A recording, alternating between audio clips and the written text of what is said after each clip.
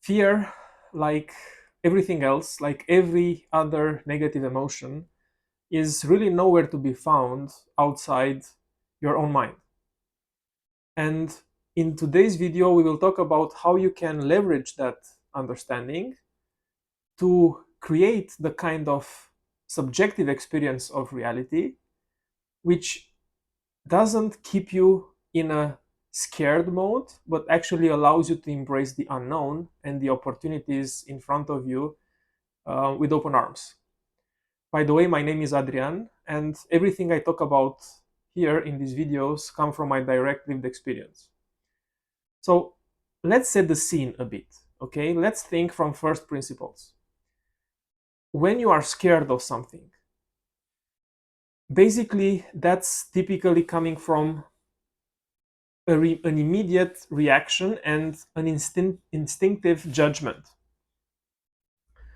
Um, Basically, our senses detect something outside of us or inside of us, and typically that's a feeling or an emotion, right? We see something, we hear something, we feel something internally by thinking about something, right? But the the loop, the negative loop, starts from feeling something or in a way about something, right? Most of the times it happens so fast that we don't really have a time to really understand what's happening, right? You have some sort of of a feeling that appears seemingly from nowhere, and you just get pulled into it, right? It's like a powerful force that you cannot resist. But it has some sort of a trigger. There is something that ignites this fear, right? The first,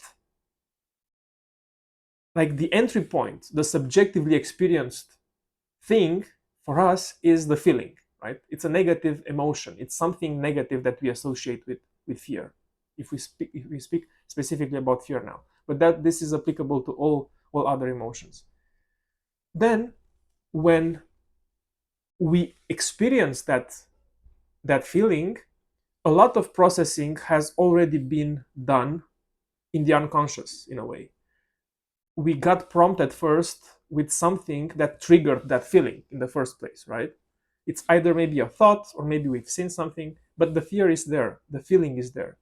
And then, because we are familiar with that feeling and we associate that feeling with a certain common narrative that we already have in our mind in terms of what that fear means and what it is concretely, we basically start judging the feeling and assigning a meaning to it without consciously thinking about it, right? This is some sort of a reactive pattern, right? Um, the feeling of fear gets typically justified by some pre-bundled thoughts um, to basically attribute some sort of existing meaning without necessarily spending a lot of energy into thinking about the feeling as such, right? We just experience the feeling, and then because we are so familiar with how the feeling is being perceived subjectively, we have certain ways of thinking about it, or better put, justifying the presence of it and what does it mean, right? We always have to attach a certain meaning to it. And because the feeling, the more familiar the feeling is, the more rehearsed the narrative, the bundled thought, or the bundled thoughts, because typically there are a lot of them, which are reinforcing that kind of feeling, right, and subjective experience. So this is a very unique way in which each of us represents their own internal felt lived experience. Then this kind of internal state, we tend to project it on the outside. And this is why most people who are scared find the world itself a scary place. If you are joyful and open minded and outgoing and happy, and you have this kind of positive view on the world, then the world is a friendly place. then you like to spend time with people. You are not afraid that they might hurt you, that they might do you wrong, simply because the internal way that you represent the world and how you feel about the world is different than someone who is experiencing fear and projects that fear on the outside. So all this to just show you in a very rational and logical way that how you feel and how you experience your world is subjective.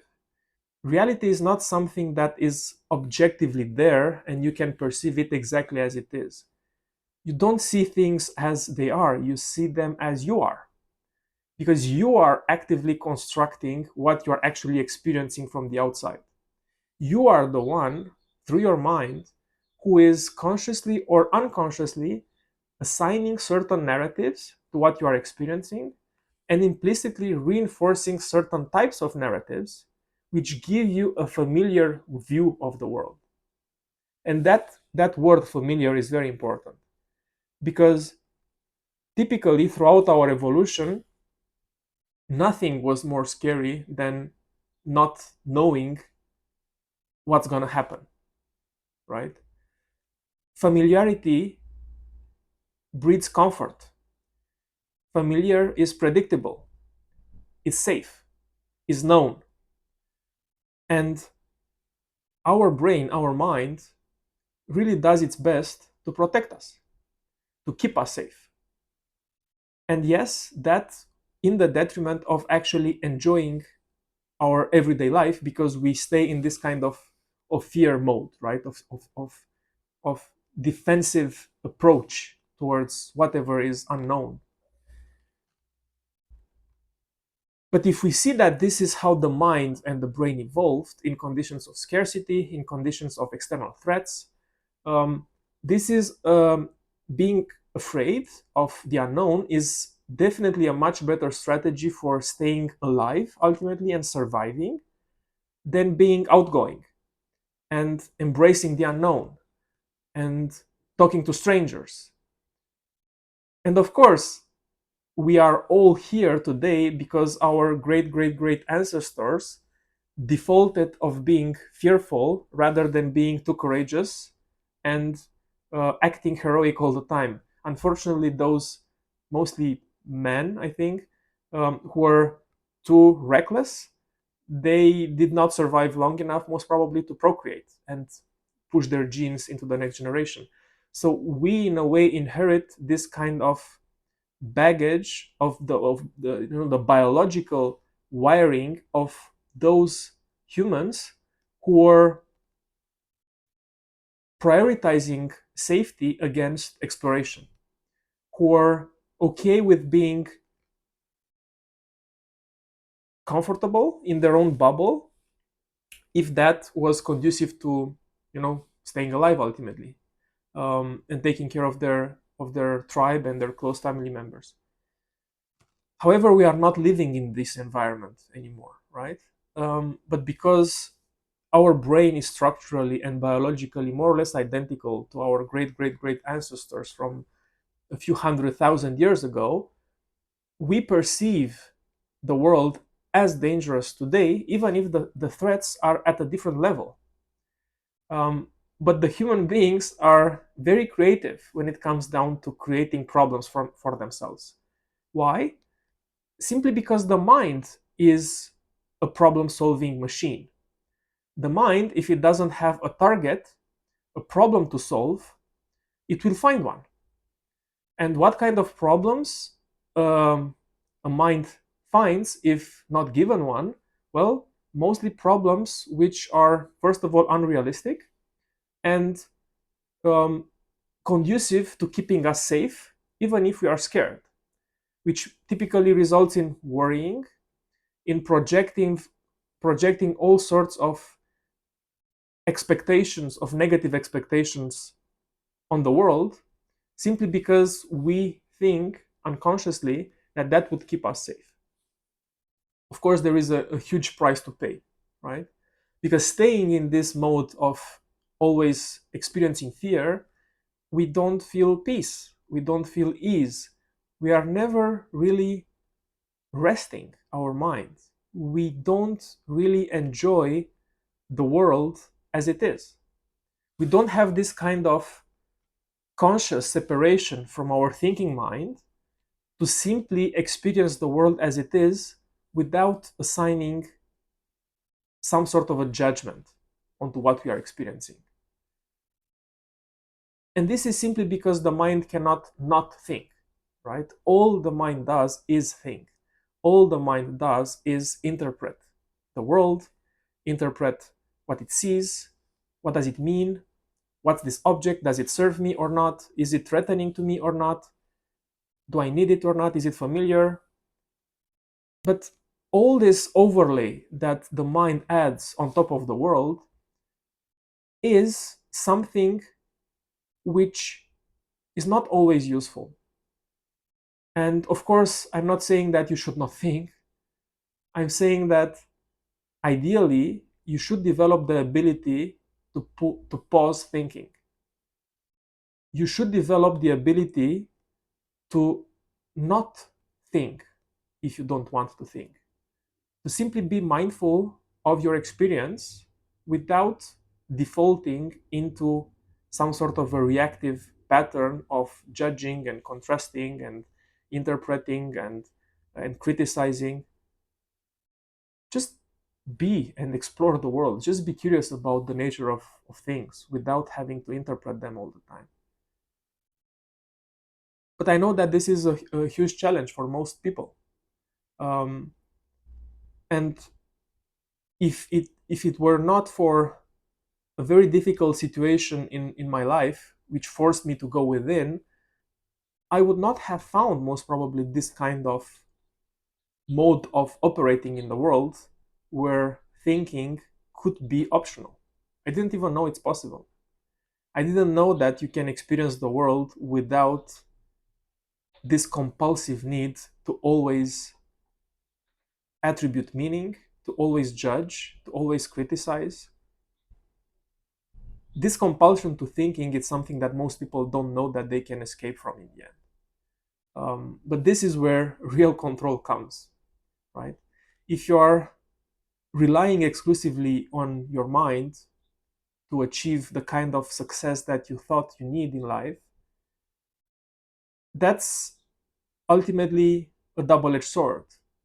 Because yes, you can use your mind to become intelligent and accumulate knowledge and develop skill set, which is then rewarded by society so you can create a comfortable life.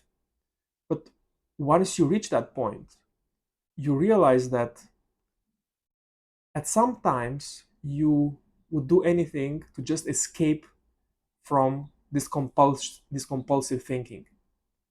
And I'm here to tell you that it's possible. The title of this video, it's called Use Fear as a Portal to Peace. How can we do that? Now, knowing what we know about the mind and how the mind operates, and that thinking is optional, how can we use fear as the portal to peace? Sounds very intriguing and highly unlikely, right? Well, it comes down to what we attribute in terms of thoughts to the feeling that we label as fear.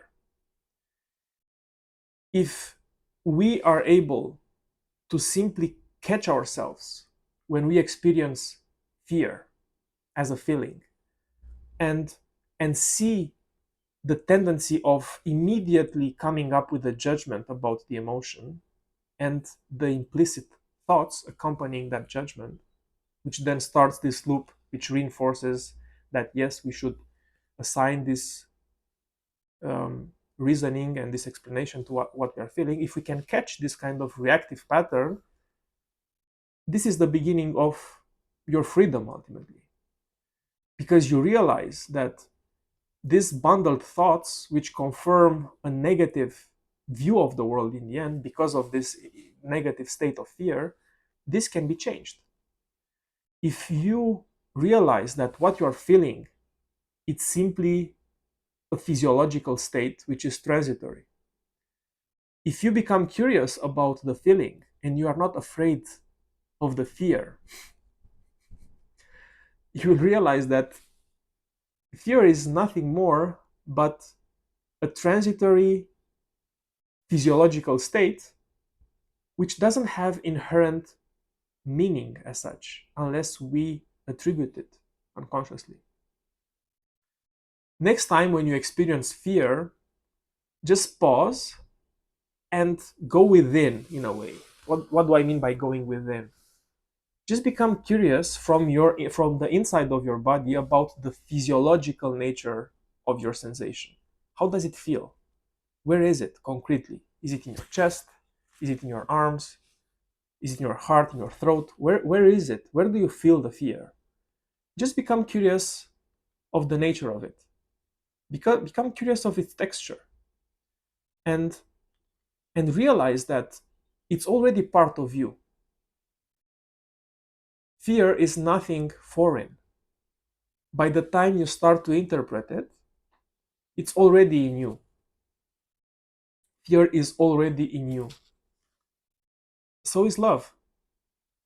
So is peace. So are all the other emotions that you as a human being experience throughout your life. But of course, the more pleasant feelings have better bundled thoughts attached to them, right? When you feel love, when you feel peace, when you feel calm, you have a better narrative in your mind, which reinforces the fact that what you're feeling is good. At the same time, this is also something that can be changed. So ultimately, it comes down to what kind of interpretation you choose consciously to attribute to what you are feeling. Because fear is just a concept, it's just a word. It doesn't mean anything in itself. It's empty, right? So if you look at fear from within and you just stay with the feeling and you look at it, you will see that this is transitory and that it has a nature which is not long lasting. If you become curious about it, if you place your attention on it, if you become aware of it, it will just go away. I have a visual image of what happens when you are able to catch this kind of fear and not give in to the reactive thinking patterns associated with it. Um, I imagine like pulling the rug under the fear, right? Before it starts to get momentum. Because if it starts to get momentum and you start this kind of cycle of reinforcing the thoughts, which then reinforce the feeling and then reinforce the thoughts, you are being drawn into this kind of negative emotion, and it's very difficult to go out of it. You basically lose control in a way. Your survival mechanisms kick in. You are operating now from a primal state of mind. Your thoughts are not yours, they are conditioned by your survival based programming in a way. You are in fight or flight, you are stressed, you are not really thinking clearly. Your rational mind is not there for you anymore, right? When this kind of feelings get intensified. But if you pull the rug underneath the fear and stop labeling it as fear and stop giving in to this kind of reactive narrative that reinforces it, you just see that it disappears.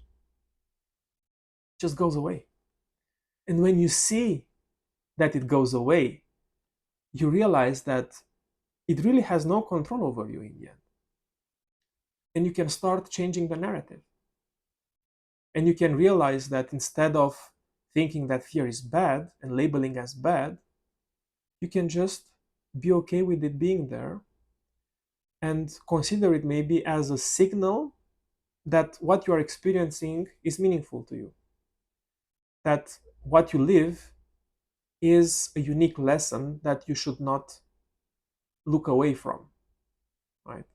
what you are experiencing is something that is very important and deeply meaningful to you, and you should be able to just look at it, right?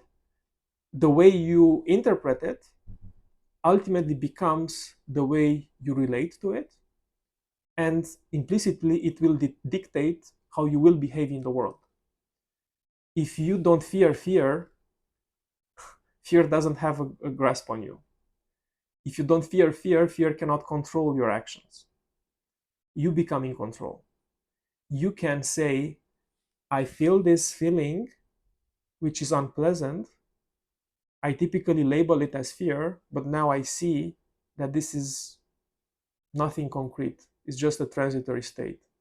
And you just breathe in deeply. You can have a couple of mindful breaths. And this is enough conscious awareness to just dissipate that state. And that kind of intervention, if you want, will compound on itself in time, and it will reinforce for you a different kind of automatic behavior when you are triggered by an external situation, which typically generated the bad kind of narrative. Now, when you feel this fear, you recognize it as not being anything specific, anything concrete, and you're just okay with it.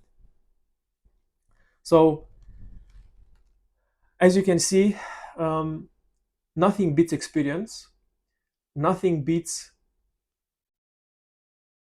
reality, how you perceive reality, and it ultimately it's up to you to gain control over, you know, how you experience life.